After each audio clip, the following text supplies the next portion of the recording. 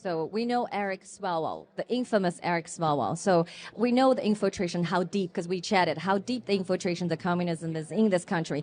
So how do we discern which people are representing people in the Congress, in the business community, as a leader, in your as a leader of a community organization? How do we discern from good to evil? Well, it's really troubling, and it's the media that I think makes it harder.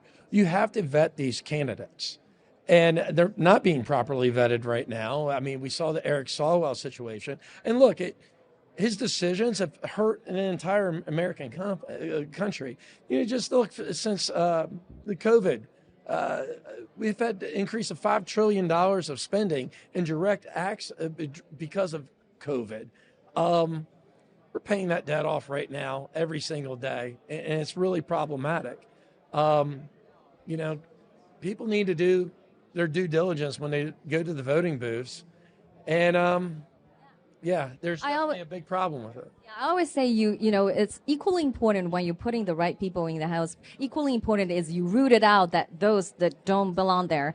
And I just shared with you before this interview that something horrific happened in your state. It's a University of Maryland, Baltimore County. You know, we were actually a group of us, the freedom-loving Chinese followers of the new federal state of China.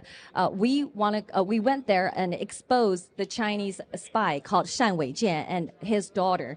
But the Chinese Communist Party sending drones, okay, they sending drones harassing us in a Class B non-fly zone. Okay, so I just told you about this news. What would you do about it when you go back to your state? So I live in Baltimore County. I don't represent where that university is located, but we both have jurisdiction over these state universities. You know, we're going to ask, how can you shut down free speech? Number one, you've shut down a peaceful protest. Yes. That is our First Amendment right. Yes. And number two, whose drone is this? And why are you allowing drones?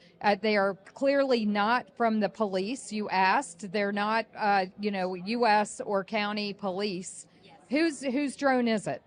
I think we'll end up having probably an amendment on several bills this year dealing with transparency and where some of these universities' money are actually coming from.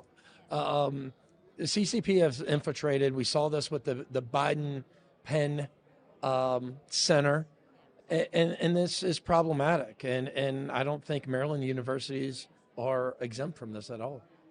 Absolutely. I'm looking forward to your great work on drilling down on CCP's dirty deeds, because they have a habit of using drones attacking our Chinese dissidents from the new federal state of China.